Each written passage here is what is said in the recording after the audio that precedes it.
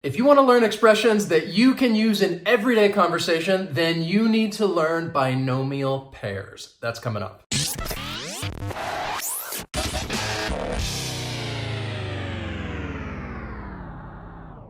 What's up, everyone? My name is Wes. This is Interactive English, which is all about helping you practice and improve your English skills. And today I have a great lesson because this is very practical for everyday conversation. We're going to talk about binomial pairs. If you're wondering, what the heck are binomial pairs? That's a good question. These are phrases that contain two words that are connected by a conjunction.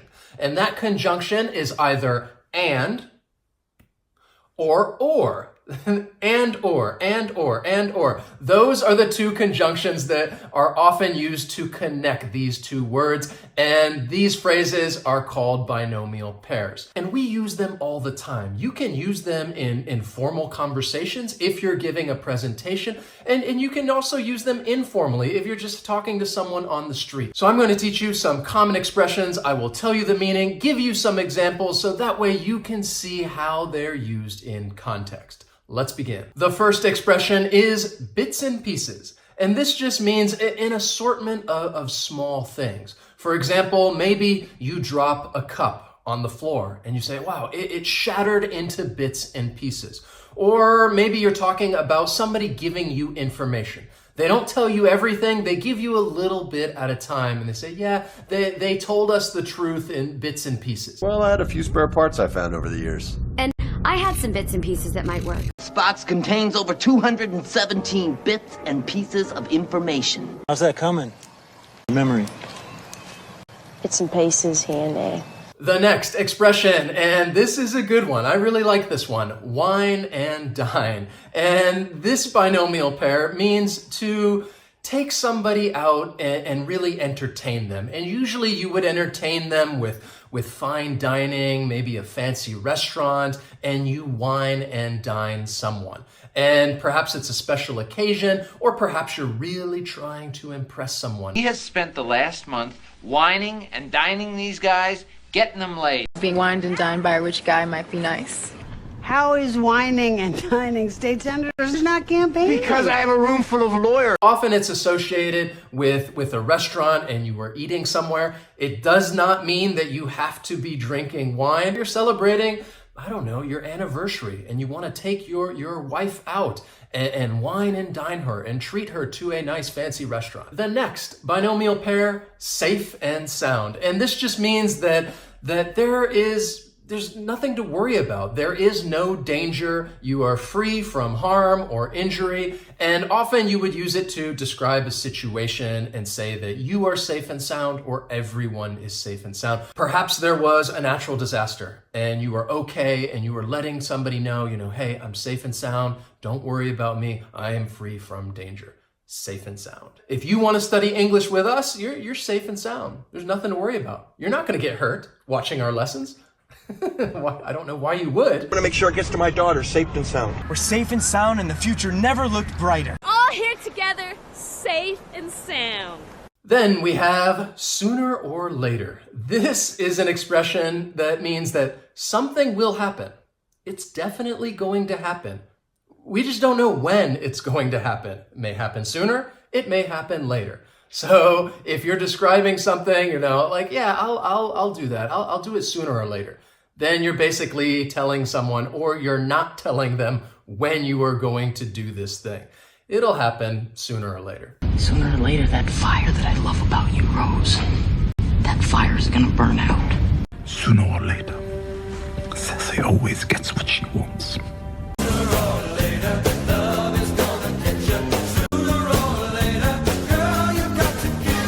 Sooner or later, you guys are going to be fluent in English. If you keep watching our lessons, I promise you, sooner or later, you will achieve English fluency.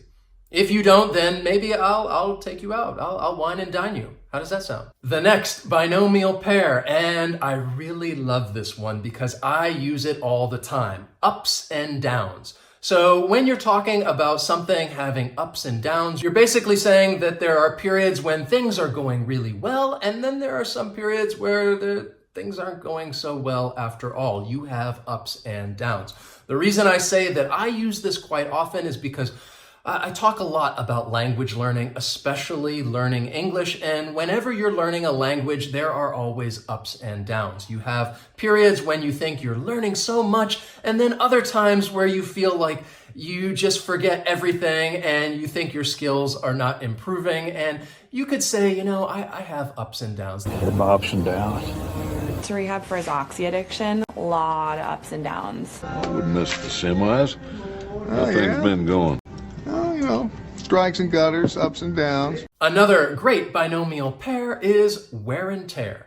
And this is talking about damage or depreciation that may occur due to just ordinary use. So for example, say that you buy a car. You buy a car, you use it, and then you want to sell it. You're going to have to sell it for a lesser price because there is depreciation. And you go to sell it and you might tell the person, there's just a little wear and tear on the car. No big problems whatsoever, just normal wear and tear. During the course of business, a copier goes through something called normal wear and tear. That takes care of the normal wear and tear. Well, the shift knob is loose. You know about that? No, I hadn't noticed. Have you been picking at it? No, it's just wear and tear. We can sometimes get image artifacts related to normal wear and tear. The next expression is little by little. Little by little. And it just means a small amount of time. And we often use it when we're talking about trying to achieve some goal. You're not going to do everything all at once. You have to do things one step at a time. And you are going to get there little by little. You guys will improve your English skills little by little. Even though there are many ups and downs, keep at it because sooner or later you will achieve fluency. The next binomial pair, which is another really, really great one, is do's and don'ts. So what this means is just warnings or advice about things that you should do or things you should not do. And often it's used when maybe you're giving suggestions to somebody or you're giving them advice about, okay, be careful of this, don't do this, do this. You're giving them the do's and don'ts. So perhaps you start a new job and another employee might tell you the do's and don'ts. Or maybe you go to a new school and you get in the classroom and another student tells you the do's and don'ts. When I'm teaching, usually in the first class, I'll go over the do's and don'ts. The do's and don'ts of diaper rash. This is going to be fascinating.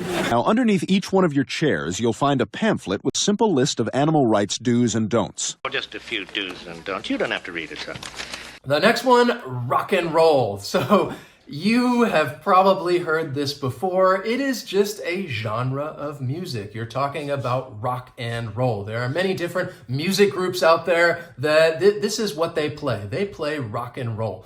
We also use it to say, let's begin. Let's do something. So if I tell you, let's rock and roll. Let's do it. Let's start. Let's begin. Let's rock and roll. Rock and roll! Rock and roll! Let's rock and roll. Right, let's rock and roll! Another useful binomial pair, live and learn. And we say live and learn when we want to talk about an experience in life that usually teaches us a lesson. We learn something from this experience, and usually it's something that is not good and we need to learn from it so that we don't repeat it again. And you might describe that situation and just say, live and learn. I learned from this experience and I will try not to repeat it. Live and learn. So for example, say that you buy a car from somebody else and you did not do a test drive because this person told you there's just some normal wear and tear, there's no big problems. However, once you buy the car and you leave, there are many problems and you have to pay for a lot of repairs. And you'd say, that this is what happened. It's a crappy situation, but live and learn. So how much is this thing going to cost you now? Like $5,000-$6,000? Well, live and learn. But I see pity has its rewards. Live and learn. As long as you're not driving a car and nursing a baby. Live and learn. Then we have peace and quiet, which is complete freedom from noise, stress, and anything that's bothering you in life. And often people would just say, I need some peace and quiet. I just want to rest. I don't want to hear anything. I just need some peace and quiet. For example, if you're listening to rock and roll, you're probably not getting much peace and quiet. I'm enjoying the peace and quiet.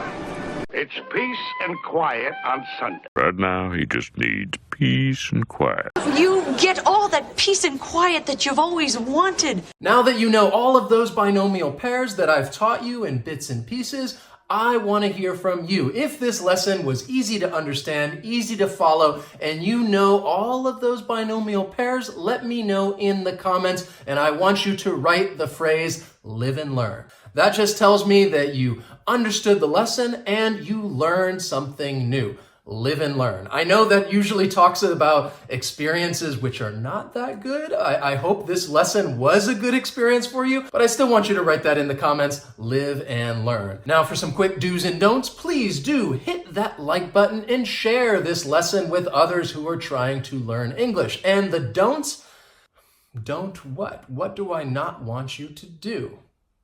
Well, I don't want you to leave. Please go watch another video lesson. Thank you so much for watching, and I will see you next time.